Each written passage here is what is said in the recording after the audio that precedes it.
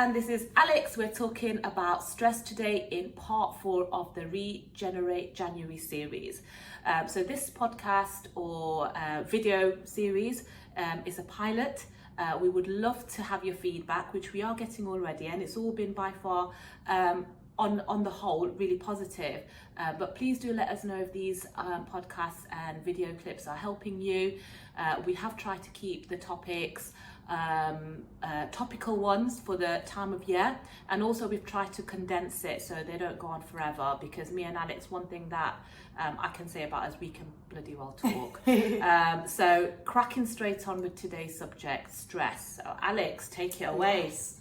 So obviously from the age I'm at, the perspective I am in, and the fortunate position I'm in to have access to technology, for me, biggest cause of stress in somebody of my age, social media. Okay. So lots of what I've got is focused around this element. Obviously, I know there's a lot of other areas that cause stress in life, but I thought with both of our separate perspectives that my focus would be really well spent on social media. Brilliant. So from a little bit of research, it's been determined that in 2011, so still a long while ago, people were taking on 5 times more information due to various different forms of social media at the time than they did in the 80s.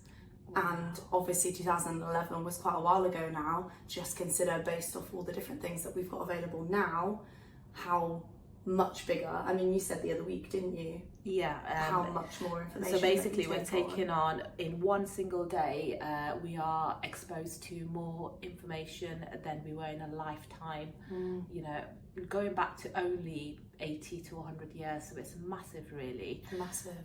My angle will be a little bit different. And the first thing that I'm going to do is talk about the differentiation between good stress and bad stress. So there is such a thing as good stress, believe it or not, and actually we need it for our survival. It's called homatic stress. So this is talking about things like fasting, exercise, the things that don't feel comfortable in the short term, but in the long term are doing really good things inside our body. So the first thing to recognize is that trying to mitigate stress completely from life is the wrong way to go about it. We do need we need that level of stress. In fact, and this is going to sound counterintuitive, but the more stressed we are, the more good stress we need. So we're talking about things like exercise, time restricted eating, the other thing, cold therapy. I know that sounds like a strange one. It's not one that I'm going to talk about today, because I absolutely hate the cold. But the level of good stress that we need in our life is actually very much proportionate to the level of stress that the bad stress we have, so to balance it out. And the problem with that is that it doesn't feel good in the short term. So exercise, we're talking about the type of things that we are sold as exercise, can feel like a real put off. So to somebody who's dealing with chronic levels of stress in their life, the idea of running a marathon is just generally going to a gym can be really off-putting. I think the association of exercise with pain has got quite big. And everyone thinks that if you haven't absolutely killed yourself off in a workout, then it's not worth it, or it hasn't done anything. Absolutely. And obviously we preach the exact opposite. Absolutely. The industry has commercialized something that is actually very natural and free, which is why with ZFit we have the ZFit breakfast challenges. We have free accessible things that you can actually do that actually are proven scientifically and have been used throughout our history as ways of dealing with life. We've done it naturally, and all of a sudden we've outsourced our natural ability. So I'm gonna kick off then, and I'm gonna talk about the chronic stuff. So stress is cortisol and adrenaline released in our body, and like I said, to some degree we need it. So setting challenges like, I don't know, 5k run, couch to 5k, things that will challenge us in the short term a little bit, will release that cortisol and that adrenaline, and that will force the production of mitochondria in our which is things that we cells within our body that give us energy and allow us to be able to function and in the brain be able to problem solve and think and all the things that we need to be able to survive.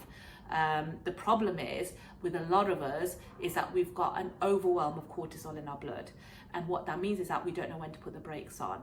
And that overwhelm of cortisol is creating inflammation, is suppressing the immune system, is upscaling our response system. So really what we're talking about today is the ability to be able to manage our stress. So stress management, how do we reduce the stress response and increase our energy levels to be able to problem solve and think our way through. So the first thing I'm going to talk about, and this is going in order, and these are low level hacks. I'm all for this, the specialized areas of exercise, the pelotons, the even the BFTs, BFT. These are specialized exercise, but today's all about getting the foundational basics right first, because without it's like trying to run before we can even crawl. So it's the basic stuff that we incorporate into our lifestyles on a daily and a consistent basis that are going to actually give you the long-term results and the long-term benefits, and it's going to make the biggest impact on your life. It's those little snacks that make you hungry for the bigger meal, right? Absolutely. The little bits that make you think, absolutely, and kind of nice. And the other stuff will come, but you've got to get the foundational basics first. So the first thing I'm going to talk about is awareness. Awareness is key. I'll be honest with you, I see a lot of people going to the dentist for eye problems. And what I mean really and what I mean by that is sometimes if we're not aware of what is causing the stress in our life, if you haven't got the awareness, you can't fix it, and we are using lots of immediate gratification that is out there, trying to suppress the stress when we're not aware of what the stress is. So journaling is a really good way of creating that awareness. So I'll tell you what I mean by that. So this is me going a little bit geeky. So serotonin is the feel-good hormone that we all need, okay? So when we've got high levels of stress or depression or anxiety or things like that in our life, we're all craving serotonin. Now, this is separating the genders a little bit, but as females, we have 52% less serotonin production than men. Interesting. That is interesting, which is why women on a ridiculous scale suffer more depression, suffer greater stress, and we suffer more than men do. That's just physiological. So we have 52% less creation of serotonin. Now, a place where serotonin is created is in the gut. So a lot of women, particularly around the time of month, will try to self-soothe by creating that serotonin in the gut by increasing the level of carbohydrates we take in. So things like sugar, things like that, which are then adding to the stress because we don't feel good in our body. So my first thing is to be aware of how you're dealing with your stress. Because if we are turning to sugary foods, so look at the behaviors, and by journaling, and I keep going back to journaling because until I started to journal, I could not address where the behaviors, where the triggers, what the warning signals were in my life that I needed to deal with. There's so much noise out there that until you take a step away and become self-aware, self-awareness is key. So my first tip would be to journal. So I'm going to take it to you, and you give your first tip. Yes, well, just a quick one on top of journaling. Obviously, a lot of people get their notebook and their pen and then they don't know where to start. And one thing that I read was obviously stating something that you're going through, something that means a lot to you, starting with the gratitude, and then just simply answering because. So I'm grateful for this because I'm uncomfortable with this habit in my life because. and it allows you to really, really explore these feelings and these deeper feelings within you, and sit with it for a moment and kind of explore in your mind why you're feeling a certain way. And that's where you don't tend to kind of critically think if you're just by yourself, but if you're writing it down, it causes you to slow down. So just rather than just writing what it is, trying to explore into that slightly further critical thinking of because, and I think that's Perfect. A really nice way. I'm going to try that. Nice way of doing it. So on to my tip number 2. So we'll do my tip number 1. Oh, I thought that was your tip number 1. Well, Sorry, no, that was just a little, nugget. Yeah, let's go on then. So mine is just simply sleep. Okay. All right, that one's for me. Good way of managing stress. So basically we've got various different stages of our sleep. We were talking about this last night. You've got your deep sleep, your light sleep, and your REM sleep, which stands for rapid eye movement. And what happens during REM sleep is your brain is processing what's happened in the day. So that's often where, if you're woken up in the middle of it, people are so confused as to where they are. And that's a really, really important period of sleep that you need to get through and have undisturbed and have, let the brain fully process. I was reading a book called The Female Factor recently by Dr. Hazel Wallace, and in there she refers to REM sleep as emotional first aid, because it's that response of the body to kind of deal with that wound, maybe whatever emotional stressful wound that's so going much on in your happens life. within our body, doesn't it? So much. And I'm quite a good sleeper. It's one of the things I'm really proud of honing in on, and often I have the wackiest of dreams. I had some news in my personal life recently, and as soon as I received that news, that entire night I just dreamt about that thing from every other angle, and I woke up and I felt so much clearer, and it's because I'd had enough undisturbed sleep to allow that REM cycle to come in and truly do it. So obviously, if you're feeling stressed and you feel like there is an overwhelm, rest is productive. Take the time to sleep, make the time to sleep, because by filling your cup first, you'll have more to give out. Absolutely. In, whether it is life, family, job, whatever it is, fill your cup first, ensure you get that emotional first aid in, and you should feel a heck of a lot more clear. As one of those people that used to wear a badge of honor on in terms of how little I used to sleep, I am so ashamed of that, to be fairly honest with you, because I feel like I was sending out all the wrong signals being in this industry.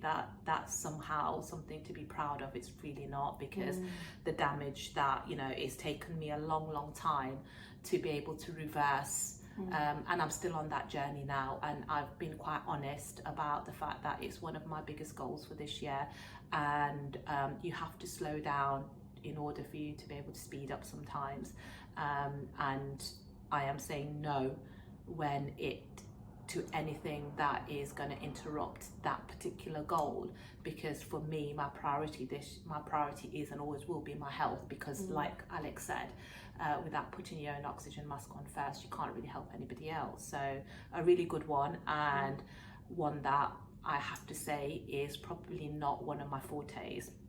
So, but the next one is probably one that I can say is an area that I've been quite strong in, and probably has been my kind of saving grace throughout my life, and that is physical movement. So again, we're going on to females and why females suffer a little bit.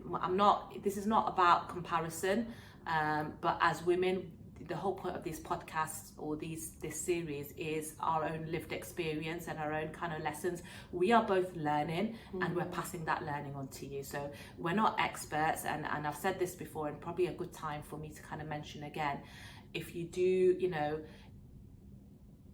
just like anything else, I feel like it's socially accepted to say I've got a broken knee, but it's not socially accepted to say I feel a bit broken inside. And I think this is generally the case across all generations and cultures, and in fact more so in certain cultures and less so in other in other cultures. It's no different. If you're feeling a certain way, it's totally normal, first of all. We can go without eating for 30 days, I think they said, You can go without, you can go without Really? eating for a long time. Don't quote me on the days. You can go without water for X amount of days, but we don't go without using our mind for even a second. Yeah, that's That's true. that's something that we need to kind of be kind to ourselves in that respect. So if you do need help, and sometimes we do, it's a sign of strength to ask for it, but asking the right people. Absolutely. So if you these are just kind of our experiences. If you do need further support, please do DM us and we'll signpost you to local provision that's available. Contact your local GP, but please speak to somebody. Okay, these are just low level. If you need further support, please do get professional advice and get expert help. Okay, so on to my next one. Again, I'm going to talk about exercise. It's going to come up because we're in the trade. Absolutely. But again, I talked about the foundational basics before the more specialized areas. So I'm going to talk to you about movement snacks. And what I am going to provide as a tool is moving away from big meals when it comes to exercise and chunking it into small bite-sized pieces throughout the day and incorporating it into your lifestyle. So this has been proven scientifically to work. I read a book by Michelle Seeger recently. It's called The Joy Choice, and she is a massive advocator of this. She's a neuroscientist, and it's great. There are some people that are so disciplined that can just wake up in the morning, they can go for their run. Don't you just hate those people? It's so annoying. It's so annoying. These people just, they're in the gym for an hour and, they're posting their Instagram pics and they're posting their biceps. Great. Love it. Fantastic. But not all of us are there. And if you see that from a place of struggle, it just makes you feel worse. It makes you feel worse. It does not add to So, your personal worth or anything. And the good news is that's not what's going to create the biggest impact in your life. It's a small movement snack. So instead of going for that snack in the fridge, instead go for a movement snack, whether that be a 5-minute walk, whether that be just doing the cleaning a little bit, like your mother-in-law's coming round. We all clean a little bit harder when we know somebody's coming round. Absolutely. So it's just incorporating it into your everyday life. And again, taking it back to females versus males, like I said, it's not about genders or comparison. But as women, the one thing to understand is with additional levels of cortisol in our blood, it affects our sex hormones. So we're talking about estrogen, we're talking about progesterone and testosterone, and it can create all sorts of havoc in our menstrual cycle. So in order to be able to mitigate that on a daily basis, having these movement snacks and then creating little endorphin hits rather than big exercise meals, which actually then could add cortisol. Yeah. And make it worse. So if you're one of these, and I'll be honest with you, I was one of these females that used to go all out, not realizing that actually there was a sweet spot that you can have too much of a good thing, and even exercise. So if you're going too hard and you've already got cortisol in your blood and you're a female, then actually these extreme workouts could be adding to your problems. So if you're finding that, they say exercise, helps you mitigate stress, but I feel more stressed than ever. No matter what I do, I feel worse. Maybe what you should be doing is toning it down. Go for a walk. When you clean a little bit harder. The physiological benefits of a walk can outweigh a hardcore intense workout by miles, if that's what you need. Individual personalized health is what I advocate, and which is what I'm passionate about.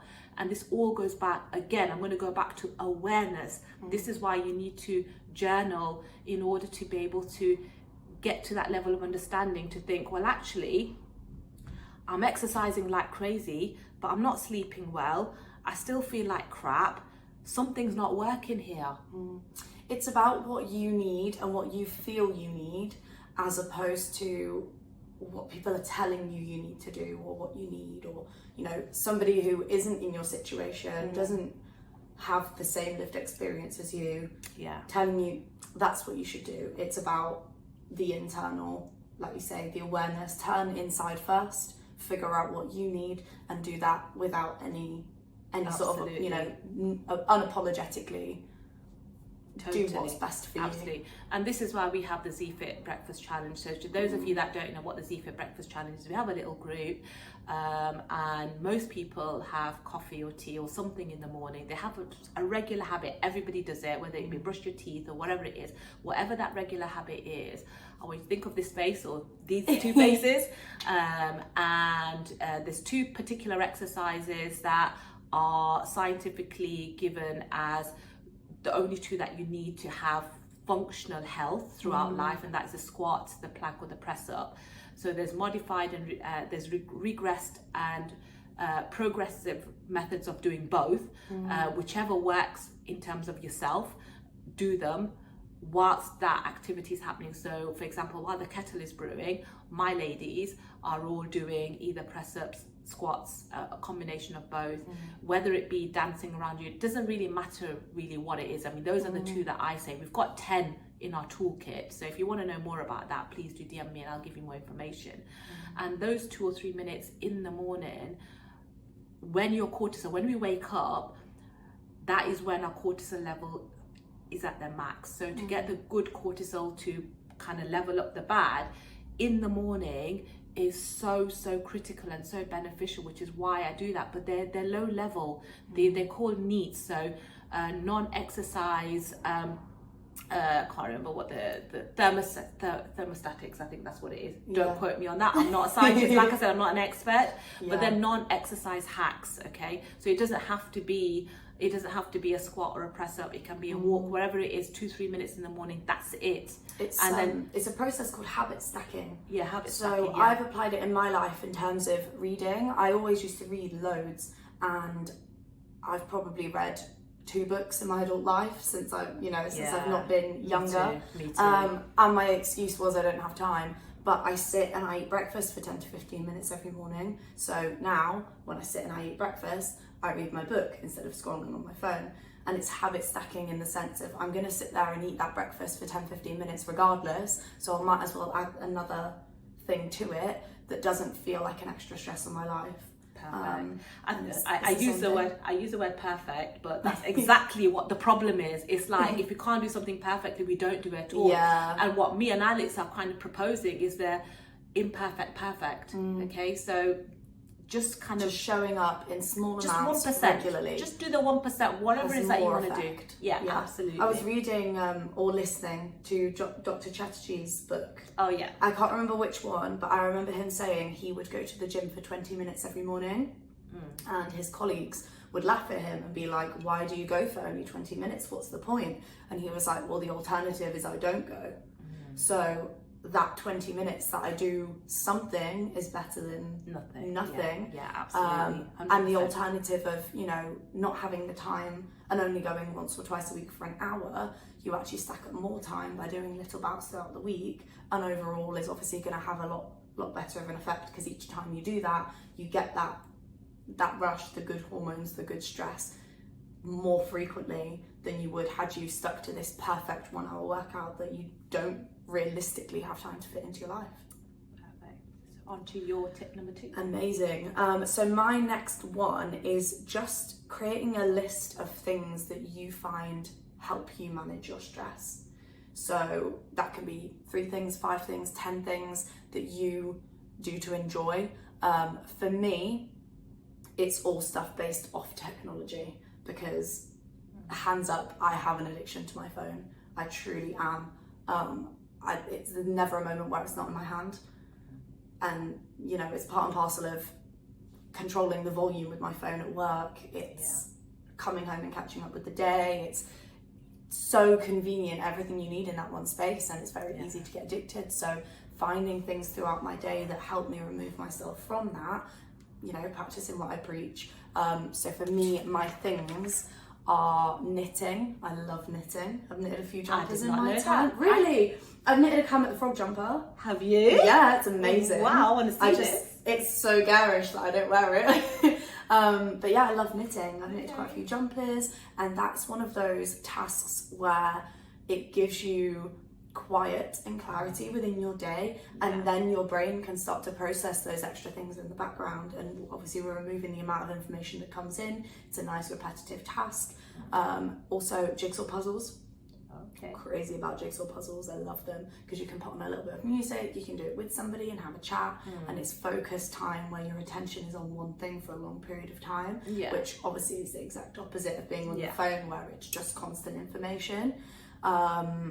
Walking, working out, obviously, and then what I call pottering. So I like to just kind of potter around the house and like move little bits around, you know, so in a way that somebody might consider putting the washing away a chore. I quite enjoy it because that's the quiet moment in my day where I get to process. Of course, I'm very lucky where I only, you know, I live with my partner, I don't have any children around, and I have a dog to clean up after. So things that I do to potter obviously are a lot less, there's not a lot of volume there, but I still really enjoy, you know, watering the plants and moving some little bits around, you know, maybe doing a little bit of a hoover, and I find that a nice mental clarity moment in my day compared to the crazy busyness that always happens. So I think shifting your perspective as well, rather than thinking, oh, I've got this chore to do, welcome it as a time to ponder something you've wanted to think about. And I think that can really help you work through it. If you're not getting that good quality REM sleep, to focus on that emotional first aid, try and input it into your life. Change your perspective of, oh, well, I've got this to do as well, and think, well, I've got a lot to think about right now. Let's use this as an opportunity to quiet my brain. Perfect, absolutely love it. And that goes back to awareness and journaling. I put something on my group chat this morning, and I asked a question. I'm going to ask you this question. Ooh. Okay, so if there was a soundtrack to your life, what would it be? Oh, in what sense? So I find, so you talked about a list of things that make you feel good. So one of the things for me is from a young age, I've always liked music. I have music when I clean, I always have music on. And I always find when I'm out and about and that one song comes on, all of a sudden, it just gives me that, it just makes me feel good. So picking a song. So a song that's a soundtrack to you. Oh my I goodness. can't pick one, I'm sorry. But a lot of them did fall under Whitney Houston's category, a lot of her songs. Interesting. Yeah, and it might be a generation thing. There's a couple of newer songs that I had on my list, but I couldn't pick just one. So again, like Alex said, for me, it was certain songs just make me feel good. People make me feel good. So, you know, like yesterday we went out for a social, and I just that's so nice. Yeah, that oxytocin. You Sitting know, around a table and having wasn't it nice? Oh, so lovely. Yeah, just having a conversation. Time just stops, time and out. you're just, yeah, you know, yeah, absolutely. just having a genuine chat. We don't sit across tables and look at each other and speak anymore. That's all we did yesterday, wasn't and that's it? all we did, and it was so simple. Just and nice food, and food. just simple, you know. So again, put those things back in your life. So if they're the things that make you feel good and they're not happening, this is where I'm gonna rip the plaster off. You've got to go out there. No one's gonna do it. Like, you've just got to go out and make it happen. Yeah. There's so many organizations and communities. Find your tribe. You know, I'm not saying Z-Fit's for everybody, but there's a tribe out there. There's the people that like, you know, if you're someone who loves Star Trek, find a Star Trek tribe and geek out, go for a meal and talk about Star Trek. I think partly sometimes the problem is that we haven't found our tribe. We live in an individualist age where, especially since COVID, we've become more and more moved away. Definitely. And very isolated ourselves. And I've got some friends that I can't remember the festival, but I've got some friends that go to a folk festival, and within that folk festival there's various different things. So they do like a daily ballet class in the morning, and everyone gets involved. It doesn't matter if you've ever done it before. They have like Scottish Ceilidh dancing, they have Morris dancing there, and they have all of this folk music. And just by going to that, they found loads of life friends that they then do other things with. So thinking about something that brings you joy, finding a group Absolutely. and coming across those people that have that same passion, and then you've got a group of people you can try something new with.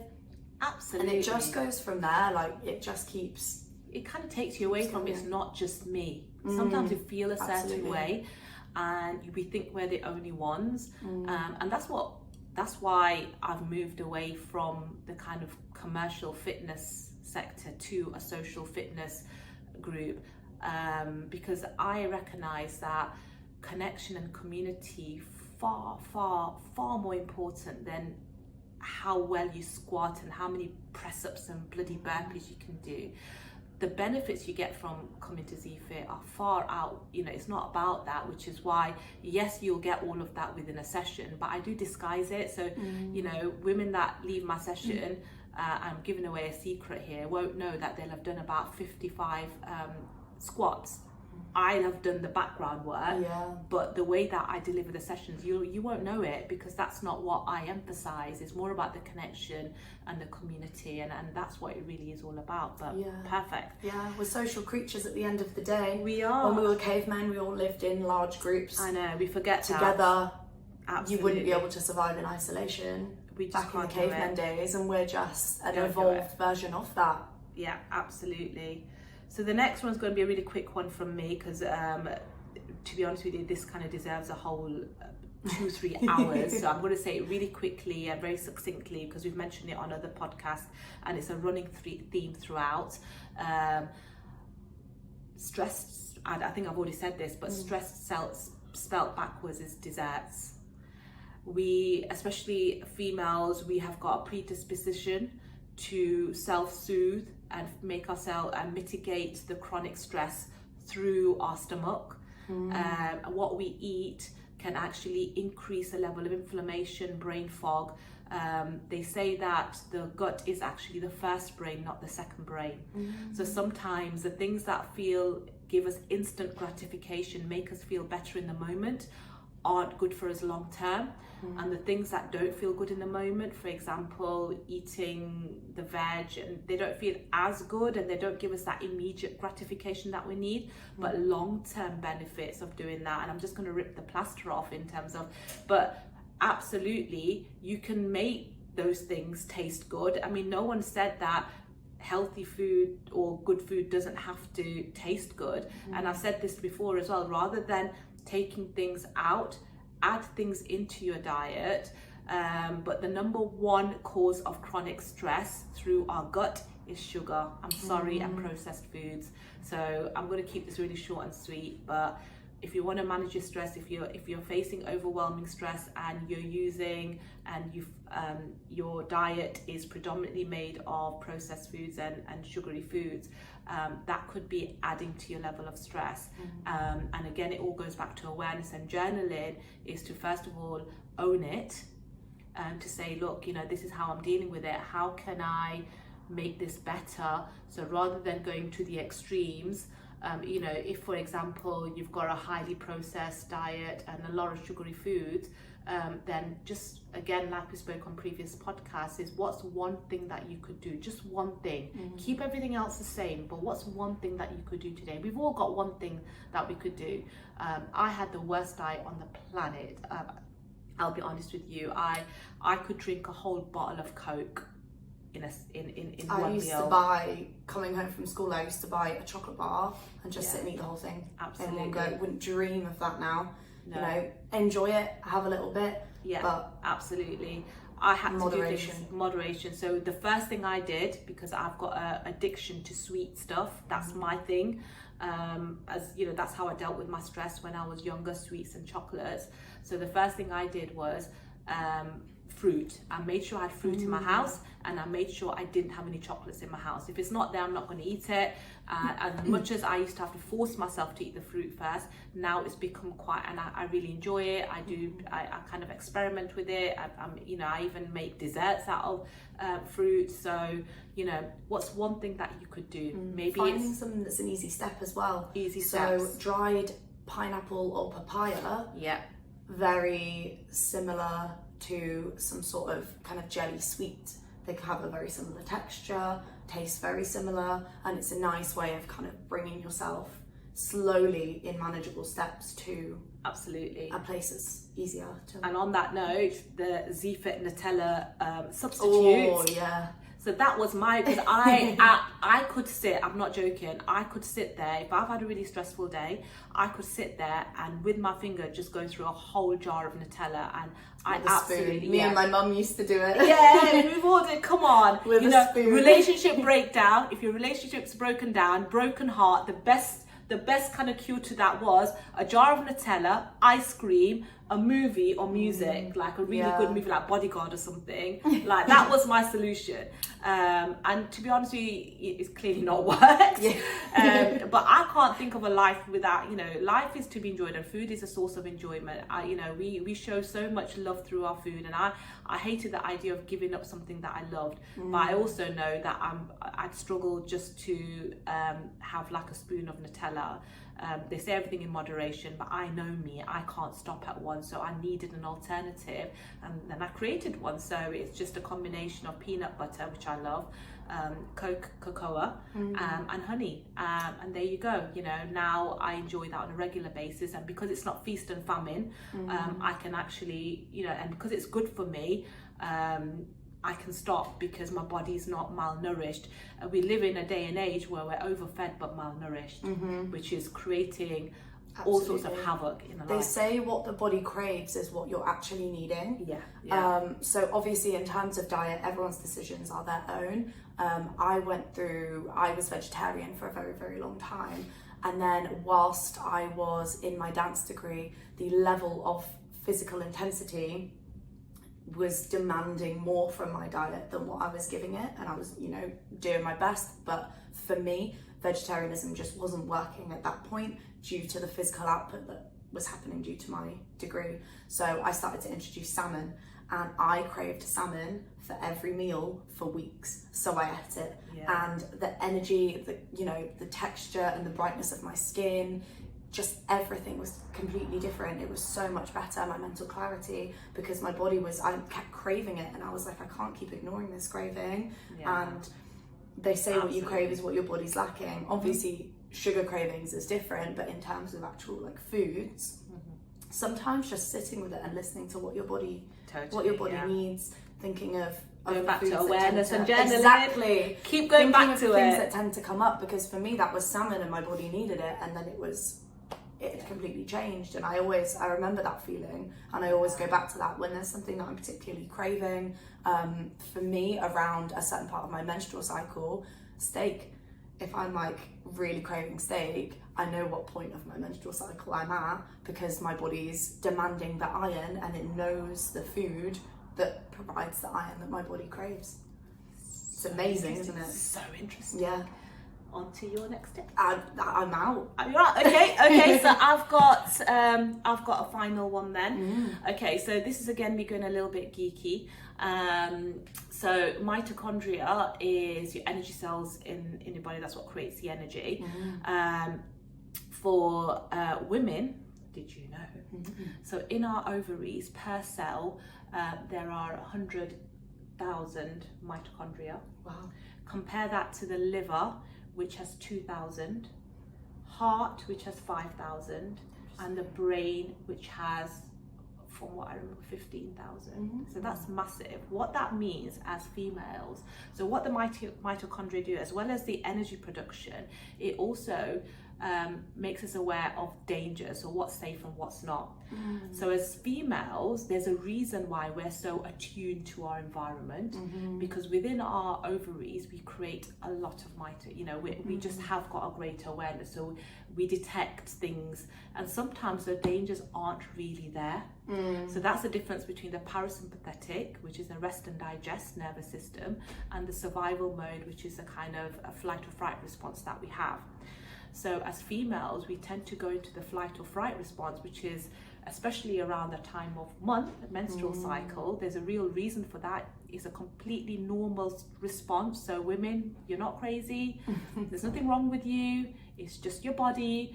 And within the ovaries, acknowledge it, not apologizing for it. Yeah, and so with it, what's happening is within your ovaries, because you've got all these additional mitochondria, you are just more your body's tuning into things that aren't there.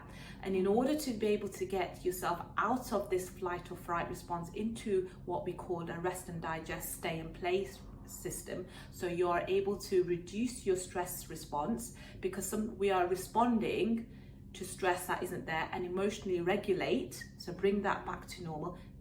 Breathing, it's that simple. So what that does, it activates the vagus nerve. The vagus nerve, once it's activated, talks to all the organs in the body, and brings us back into that rest and digest. And what they say is there's lots of different breathing techniques. Like I said, I'm not a scientist, I'm not an expert. Find the one that works for you, but nasal breathing is the one that they say is the best. And breathing at a proportion of twice the exhale to the inhale. So if you're inhaling for 2, you're exhaling for 4. If you're inhaling for 6, you're exhaling for 12. And what that does is just brings your body back into a state where you're emotionally regulated. So as females, we do need that pause. So especially to have recognized, especially during those times of the month, we are going to be more responsive, and that's totally natural, that's totally normal. Have those conversations with your partner, with your family, communicate with them that this is how I'm feeling. If I'm like this at this particular time of month, and for those of you as men, who've got sisters, mothers, partners, girlfriends, wives, be aware this is for you as much as it is for them. Be empathetic, be understanding, have some kind of strategies, talk about it in advance. Don't wait for that period of time to come. Talk about it, because part of the problem for females anyway, this works for men as well, don't get me wrong, but more so for females, because of this reason, because we are more responsive, because we go into flight or fright way quicker, because of all these additional mitochondria in our ovaries. And that's just the way we're designed. We can't change that, but we can be aware of it, we can acknowledge it, we can have strategies to mitigate it. So what you eat, how you move, self-awareness, breathing. They're the my tips for stress management, and that is what they're free, they're accessible, anyone can do it. We should all be doing it, we should all be breathing, we all move, and we all eat. So it's just how and doing it that works best for our physiology, in a way that works best for our physiology. So that's today's podcast. Beautiful.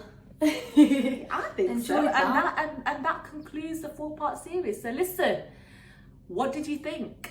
Do you want to see us again? And if you do, what kind of topics do you want us to talk about? All right, definitely. So we've got a few ideas for the month of February, which we're not going to share with you just now, but please get in touch, give us your feedback, the good, the bad and the ugly. We want to hear it all. We hope that these are helping you in some way. Like I said, we're not experts, we're learning. I've learned to be the mentor, but also the intern. I learned a lot from Alex. And I hope that we are passing that on to you, and it's in some way benefiting your life and your health. Definitely. All right, Amazing. over and out. Goodbye. Bye. Let's go. Hear me tonight, 'cause my